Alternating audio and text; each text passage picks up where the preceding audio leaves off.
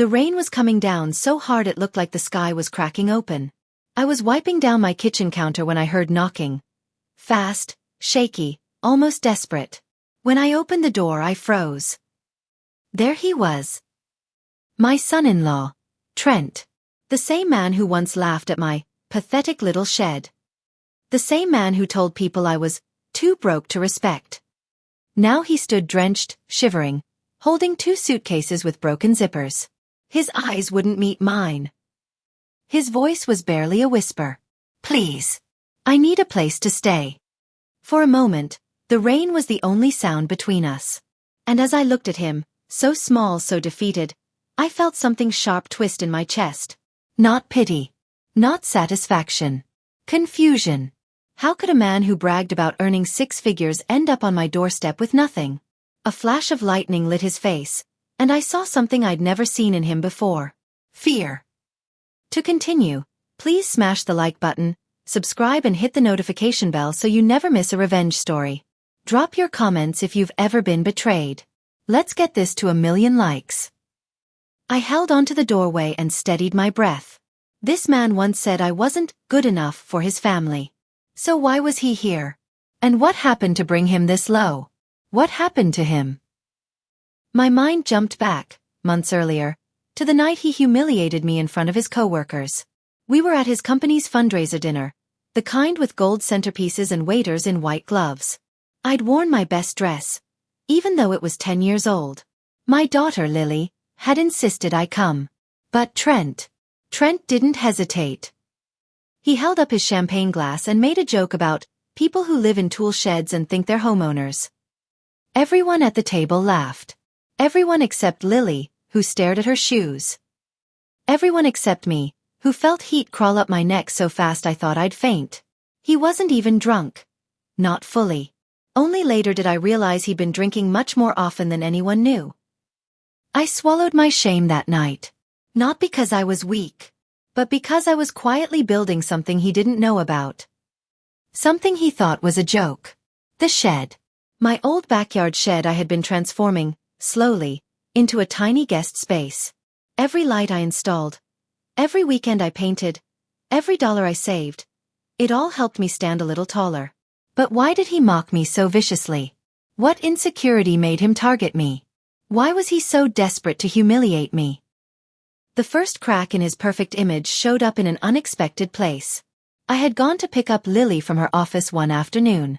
While waiting in the lobby, one of Trent's coworkers walked in, a man named Pete. He recognized me and smiled politely. Then he said something odd. Tell Trent we're hoping things smooth out for him. Tough week, huh? I blinked. Tough week? Trent's life always looked polished and shiny. Before I could ask anything, Pete continued, everyone slips sometimes.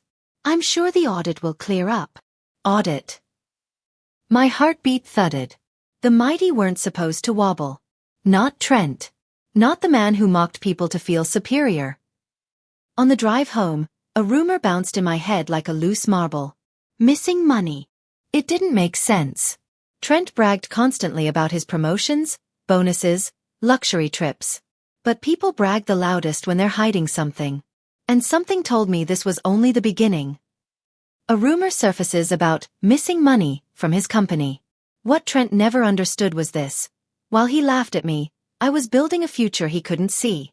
My backyard shed started as a storage spot for old Christmas boxes and broken lawn tools. But after years of working at a grocery store and barely making ends meet, I wanted a project that made me feel hopeful again. So I bought cheap paint, second-hand furniture, a refurbished mini fridge. And I worked every evening after my shift. Trent saw the shed one afternoon and burst into laughter. You're turning this dump into a guest house? For who? Stray cats. I ignored him. Every nail I hammered. Every board I sanded. Every string light I hung. Each one made me stronger. I didn't know then that the shed would change everything. Something unexpected was about to happen. Something I never imagined. Something that would shove Trent's cruelty into the past and open a door I didn't know existed. Something unexpected is about to happen with the guest house. The unexpected thing arrived on a Thursday morning. A woman named Callie booked the shed on Airbnb for a weekend stay. I had listed it quietly, thinking maybe I'd get 1 or 2 bookings a month. Callie arrived holding a camera and smiling wide. "I run a travel blog," she said. "I feature cozy places run by regular people." She stepped into the shed, gasped and said, "Oh, this is adorable." She took pictures of everything. The fairy lights, the handmade shelves, even the tiny welcome basket I put together with cookies. Before she left, she hugged me. "You have no idea how special this place is." I thought she was just being kind. Until 3 days later. Her post went viral. My phone exploded with notifications. Comments. Likes. Shares. People begging to book the shed. I stood in my kitchen, hand over my mouth, shaking. Could one weekend guest change my whole life? Her post blows up. I woke up the next morning to a sound I'd never heard before. Ping. Ping. Ping ping ping. My phone was blowing up. At first, I thought it was a glitch. Then I opened the Airbnb app and nearly dropped the phone. Booked. Booked. Booked. Every single weekend for the next 3 months. Gone. Filled. Paid. Callie's post had exploded. She called my shed a hidden fairy tale escape. She wrote about my kindness, the handmade touches, the cozy lighting. Thousands of people shared it. I sat down at my kitchen table and pressed a hand over my mouth. Tears filled my eyes. Not sad tears. Not even shocked tears. Tears of hope. Was this real? Was something finally turning around for me? Then I noticed Lily standing in the doorway. Her shoulders were tense, her eyes red. She was proud, but something else was eating at her. "Mom," she whispered. "Can we talk?" My stomach tightened. Her voice held a sadness I hadn't heard in years. Something was wrong. Very wrong. Meanwhile, my daughter looks troubled. That night, Lily sat at my kitchen table with her hands wrapped around a mug of tea she never drank. Her voice shook when she finally spoke. "Mom, I think Trent is hiding something." She explained how he'd been distant for months. Late nights. Cold excuses. Secretive phone calls. She said she felt invisible in her own marriage. Then she paused, staring at the floor. "I heard him on the phone with another woman," she whispered. "He told her he'd figure out the wife problem soon." My chest tightened. I reached for her hand, but she pulled away, wiping her tears. "He blames me for everything. He blames you too. He said your poor life is holding him back." I felt heat rise in my face. Not from shame this time, but from anger. Quiet anger. Controlled anger. The kind that comes from watching someone you love get hurt. Before I could respond, Lily added, "Mom, I don't know who I'm married to anymore." The cracks I'd seen were deeper than I realized. She overheard him on a call with another woman. To continue, please smash the like button, subscribe and hit the notification bell so you never miss a revenge story. Drop your comments if you've ever been betrayed. The next day, Lily confronted Trent. I wasn't there, but I heard the shouting from the driveway when their car pulled up. Her voice was shaky but strong. His was loud, sharp, cutting. He denied everything. Then he attacked with what he knew best, humiliation. "This is what happens when you grow up with a broke mother," he sneered. "You let her drag you down." I was standing in the doorway when he pointed at me and said, "She's dead weight. She'll never be anything more than a charity case you keep dragging around." I didn't answer. I didn't need to. He was losing control. He knew it. And then something shifted in the air. A neighbor walked by, pretending not to stare. Trent realized people could hear. His arrogance flickered. Just for a second. That same afternoon, Lily called me from her job, voice trembling. "There's an internal audit at his company," she said. "People think something's wrong." Something was wrong. And it was only beginning to surface. His company launches an internal audit. Rumors spread fast. Faster than truth, faster than lies, even faster than guilt. Trent stormed into my house one evening, slamming the door behind him so hard the walls shook. "Are you poisoning her against me?" he demanded. "Are you talking behind my back?" I stood still. "Come." "I haven't said a word." That made him angrier. Bullies don't know what to do when the person they're trying to control doesn't move. He paced the room, cursing, ranting about the audit, about coworkers jealous of him, about witch hunts. But the louder he yelled, the more he revealed. Fear. Guilt. Panic. Lily arrived minutes later, holding a stack of mail in her trembling hands. She laid it on my kitchen table. Bank notices. Late payment warnings. Overdraft alerts. All addressed to Trent. He snatched them away, but it was too late. His perfect life was cracking open, piece by piece. My daughter finds hidden bank notices. After Lily left that night, I sat alone in the dark, flipping through the leftover envelopes Trent hadn't grabbed. Debt. More debt. And more debt. Then I found the worst one. A letter from a loan company mentioning overdue payments, tied to online gambling transactions. My breath caught. Gambling. Secret debts. Hidden loans. This wasn't just careless spending. This was destruction. He had mocked my poverty while drowning quietly in his own. I stared at the paper until the words blurred. I thought about every snide remark he ever made. Every laugh at my expense. Every time he called me a burden. He projected his own shame onto me. Classic bully. The next morning, word spread that the company had frozen his accounts pending investigation. I looked out my window at the shed glowing softly in the early sun. The place he mocked endlessly. Now it was saving me. And he was starting to sink.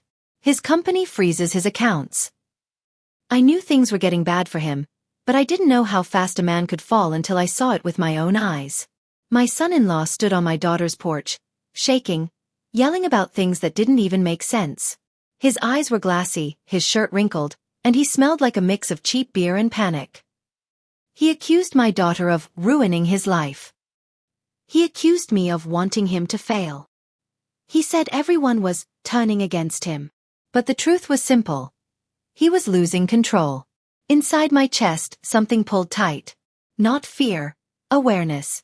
A dangerous man is a man who thinks he's still powerful when the world has already taken his power away. He slammed his hand on their kitchen table. My daughter flinched. That was the moment I stepped between them. Enough, I said, my voice firmer than I felt. He stared at me like he wanted to fight but didn't have the strength. His mask was cracking. His secrets were bleeding through. His downfall had started. And I knew. If we didn't act soon, he would take my daughter down with him. The night my daughter left him is burned into my memory like a scar. She showed up at my house after midnight, holding a single duffel bag and crying so hard she could barely breathe. I wrapped my arms around her. She collapsed into me like a child, shaking, whispering, "Mom, I can't do it anymore. He scares me." I didn't ask questions. I didn't need details. I had seen enough. We moved quietly, like two women escaping a storm. She sat on my couch while I locked the doors and turned off the porch lights. Her hands wouldn't stop trembling. An hour later, he came storming down my driveway. He yelled her name. He yelled my name. He kicked at the grass like a wild animal searching for something to destroy. My daughter grabbed my arm. "Don't open the door," she whispered. I didn't. The police arrived 10 minutes later, not because of him, but because something had happened at his job. I watched from behind the curtains as two officers spoke to him. His face twisted with anger and confusion. That was the night everything changed. He didn't know it yet, but life had just begun to turn against him. The official notice came the next morning. He was suspended from work. Not fired. Suspended pending investigation. Which is worse in a way. Suspension means they already know something. They just want to see how big the damage is. He tried calling my daughter 23 times that day. She didn't answer once. By evening, she sat at my kitchen table reading messages from his friends, or what used to be his friends. Every message was cold. Short. Avoiding him. Avoiding trouble. Power leaves fast when your mask breaks. I watched her read a text that made her go still. They found something. That was all it said. Deep inside, a knot formed in my stomach. I wasn't rooting for his suffering, but I won't lie. There was justice in seeing the truth come out. A few hours later, we learned the word no one wants tied to their name. Fraud. He had falsified company reports. He had taken money he couldn't replace. He had lied to people who trusted him. This was the beginning of the downfall he built himself. And the world was finally catching up. While his life sank deeper every day, mine strangely began to rise. It felt unreal. The Airbnb shed, the same one he mocked in front of his friends, was turning into something I never expected. Bookings kept coming in faster than I could manage. People loved the quiet yard, the fairy lights, the tiny patio I had built by hand. A small travel company reached out, asking if I wanted to partner for seasonal stays. A local reporter emailed saying the shed might be featured in a hidden gems column. Standing in that little backyard, I felt something I hadn't felt in years. Pride. A gentle, warm pride that filled my whole chest. I added a few upgrades, better seating, new curtains, a stronger heater, and raised the nightly price. And people still booked it without hesitation. One evening, while sweeping the walkway, I got a call. A buyer wanted to purchase my whole property for triple what I paid for it years ago. Triple. I leaned on my broom and stared at the shed. The one he called cheap. The one he said made our family look poor. The one that now paid every bill calmly and beautifully. And his life, still sinking. Just when my daughter thought she knew the worst of him, the final betrayal surfaced. We got a letter in the mail. One of those thick envelopes you instantly know is trouble. To continue, please smash the like button, subscribe and hit the notification bell so you never miss a revenge story. Drop your comments if you've ever been betrayed. My daughter opened it slowly, her breath catching halfway through the first page. He had taken a loan. A big one. And he had forged her signature. Her hands shook. The paper rattled. For a moment, she couldn't speak at all. She just looked at me, eyes wide, like she couldn't believe what she was seeing. "That's my name," she whispered. "That's not my handwriting." He had dragged her into his mess to save himself. My chest burned with anger I hadn't felt since the night he called me too poor to respect. He didn't just disrespect me. He didn't just lie. He tried to pull my daughter underwater with him. She placed the paper on the table and stared at it like it was alive. "This is it," she said quietly. "I'm done." She filed for legal separation that same day. And as her mother, watching her choose herself, finally, was the first real light we had seen in months. His downfall sped up faster than anyone expected. One morning, my daughter showed me a message from her friend at his office. "They're turning on him," she whispered. At first, I didn't understand. But then the news spread. His company had filed formal claims that he falsified expense reports. Thousands of dollars. Fake invoices. Trips he never took. Meals he never paid for. I sat at my kitchen table, holding my coffee, letting it sink in. This man, the same man who mocked my poor woman's shed, was now facing criminal charges. Inside, I felt two things at once. Sadness for the mess my daughter had been dragged into, and a quiet sense of truth settling into place. The same truth I had seen years ago. Arrogance always hides something rotten. By afternoon, we heard he'd been escorted out of the office. Security. A cardboard box with his things. There was no goodbye party. No sympathy. His friends didn't even send a text. That night, I got a call from the building management of his luxury apartment. He hadn't paid rent in months. They were evicting him. He had nowhere to go. And he didn't know where else to turn. Bankruptcy came next. It was almost unbelievable how fast his life collapsed. One week he was bragging about bonuses. The next week, every account he had was frozen. His car was repossessed right from the parking lot. His credit card stopped working.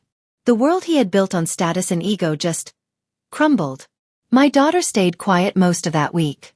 She felt a strange mix of pity and anger. I could see it in her eyes. I remembered feeling that 2 years earlier, when my own life hit a wall. But pity is not the same as trust. And trust is something he had burned down himself. He tried calling her 8 times in one day. She didn't pick up. She sat at my kitchen table, holding her phone but refusing to answer. "I can't," she whispered. Every word he ever said was meant to make me feel small. Then, on a Wednesday afternoon, just as I was closing up the little craft store where I worked part-time, I saw him standing outside the glass door. Thin. Pale. Hair uncombed. Clothes wrinkled. He looked like he had lost 20 pounds in 2 weeks. "Please," he said. "I need help." He followed me to my car, trembling, talking so fast he kept stumbling over his words. "I'm not asking for money," he said, voice cracking. I don't have anywhere left to go. I haven't eaten today. I don't even have my apartment anymore." For a moment, I just stared at him. This was the same man who laughed at my little shed, who sneered at my grocery store coupons, who told my daughter she came from nothing. And yet here he was, shaking like a leaf, begging for help. "I'm not cold," I said quietly. "But you hurt my daughter. And you hurt me. I can't pretend none of that happened." His eyes filled with tears. Real ones. Not the dramatic defensive tears he used to use when he wanted to twist a situation. These were tired, small, defeated tears. "I know," he whispered. "I ruined everything. I know I did. I'm not asking to stay long. Just a few nights. Until I figure out my next step." Part of me wanted to turn him away. The other part, the part that had survived life by being practical and steady, knew I couldn't let a human being sleep on the street. But I would not make it easy. 2 days later, after checking every possible option, the truth became painfully clear. He had nowhere else to go. Not one coworker opened their door. His friends disappeared. His own brothers blocked his number because he had borrowed money from them and never paid it back. He stood on my porch again, shoulders hunched, head bowed. "I'll take anything," he whispered. "A floor. A couch. The garage." I took a long breath. My daughter stood behind me, arms crossed, watching carefully. "There's only one place," I finally said. I pointed toward the backyard, toward the source of so many arguments, toward the thing he had mocked louder than anything else. "The guest house." He blinked. The shed." "No," I said sharply. "Not the shed. The guest house. The Airbnb. The place you called pathetic in front of your friends." His lips pressed together. Shame flushed his face red. "It's all I can offer," I said calmly. He nodded slowly. "I'll take it." Inside, I felt something I can only describe as balance returning. Not revenge. Not victory. Just truth settling exactly where it belonged. He dragged his suitcase across the yard, wheels bumping over the stones, the same path he once mocked for being too cheap-looking. I watched from the kitchen window as he reached the guest house door. The fairy lights were on, the ones I hung myself. They gave the whole place a warm, cozy glow. He paused there for a long moment, staring at the space he had humiliated me for. Then he stepped inside. I followed him halfway, stopping at the entrance. He looked around, taking in the soft blankets, the small dining nook, the handcrafted shelves I built from reclaimed wood. It was cleaner and nicer than any apartment he'd ever let me visit. "This is actually beautiful," he said quietly. I didn't reply. He placed his suitcase on the floor like a man afraid to break something. And then, because life has a sense of humor, a pair of my guests arrived early for check-in. A couple from North Carolina. "Is this the famous viral guest house?" the woman asked brightly. He froze. "Yes," I said with a polite smile. "He's just passing through." He stepped aside, face burning with humiliation. For once, he had no words. To continue, please smash the like button, subscribe and hit the notification bell so you never miss a revenge story. Drop your comments if you've ever been betrayed. My success kept growing in ways I never expected. A few days after he moved into the guest house, a regional lifestyle magazine reached out. They wanted to feature my tiny Airbnb in a special article about unique stays owned by local women. I sat at the kitchen table reading their email 3 times just to make sure it was real. The same shed he mocked had become something people admired. When the photographer arrived for the preliminary visit, she walked around the place with wide eyes. "You built all this?" she asked. "Yes," I said, piece by piece. My son-in-law overheard everything. He was outside, sweeping the patio like I asked him to. I could feel his eyes on me the entire time. And there was something new there. Not anger. Not pride. Something like respect. Later, a travel company messaged me asking to partner on a seasonal promotion. My bookings doubled again in less than 48 hours. For the first time in years I felt steady, strong, proud of myself. But every win I had only made him quieter, smaller. He walked around the yard with his head lowered, avoiding the guests, avoiding conversation. And still, the world kept turning upward for me. One night, just after sunset, I found him sitting on the bench outside the guest house. Shoulders shaking, hands covering his face. At first, I thought he was sick. But then I heard it, the sound of someone finally breaking open after holding too much inside. He was crying. Real painful crying. When he looked up at me, his eyes were red. "I owe you an apology," he said in a rough voice. "A real one. Not the kind you say just to look good." I stood still. "I mocked you," he said. "I mocked your home. Your life. I acted like I was better than you. But you were the one building something real. And I was the one living a lie." The air felt heavy, thick with everything he had never admitted before. "I should have respected you," he whispered. "You raised a daughter who deserved so much better than me." A small part of me wanted to comfort him. Another part remembered every insult, every sneer, every moment he made my daughter question her worth. "What do you want from me?" I asked. He wiped his face. "I want to know. Do you think she'll ever take me back?" My heart tightened. This was not my decision. The next morning, my daughter came over for breakfast. I told her everything he said, word for word. She listened quietly, stirring her coffee but never drinking it. When she finished, she set the spoon down and nodded. "I'll talk to him," she said. They met in the yard, under the big oak tree. I stayed inside, watching through the kitchen window while pretending to wash dishes. He stood there like a guilty schoolboy. She stood tall, stronger than I had ever seen her.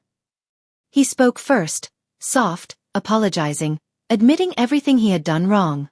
But then came her answer. "No," she said. Clear, firm, unshakable. "I deserve better than the way you treated me. And I'm not going back." His face crumpled. His knees almost gave out. For a moment, he looked like a child who finally understood the consequence of his choices. Then his phone buzzed. He checked it. His last piece of bad news arrived. Official indictment notice. He was being charged. His own lawyer quit the case. He stood there, staring at the screen, face drained of all color. Inside me, something shifted. Not joy. Not revenge. Just relief. My daughter was finally free. My life kept rising, almost like it was making up for all the years I held my breath. With the money from the constant bookings, and the magazine feature bringing even more interest, I expanded the business. I bought 2 small storage units on the next property and turned them into tiny rentals. Cozy, simple but charming. Guests loved them instantly. For the first time ever, I had true financial independence. No coupon clipping strategies. No fear of bills. No shame. My hands had built all of this, slowly, quietly, and with more strength than anyone ever gave me credit for. My daughter helped me decorate the new units. We laughed together, played music, and talked about her plans for the future. Real plans. Not fear-based plans. She wanted to start a certificate program she'd always been too scared to try. Now she had the freedom to dream again. Meanwhile, he stayed mostly silent in the guest house, waiting for his court date. He didn't cause trouble. He didn't complain. He just existed like a shadow of the man he used to be. On the morning his case was scheduled, he packed his small suitcase. And for the first time, I realized the guest house wouldn't be his home much longer. He left before sunrise. I saw him through the window, stepping quietly onto the path, pulling his little suitcase behind him. He didn't knock on my door. He didn't wake my daughter. He didn't say goodbye. He didn't try to make a final speech. He simply walked away. Past the fairy lights. Past the tiny home he once called worthless. Past the life he had tried so hard to crush. He walked toward the consequence he created with his own hands. I stood at the window a long time after he was gone. The yard felt peaceful. Balanced. Whole again. The air was cool, the sky soft and pink, and for the first time in years, I felt light. He mocked my poverty once. Called me small, weak, nothing. But I learned something important through all of this. People who build with patience outlast people who build with ego. My shed became a business. My small life became a strong one. My daughter found her worth. And I found mine. No revenge. No shouting. No gloating. Just truth, dignity, and quiet power. And power built on dignity lasts far longer than arrogance ever will. To continue, please smash the like button, subscribe and hit the notification bell so you never miss a revenge story. Drop your comments if you've ever been betrayed.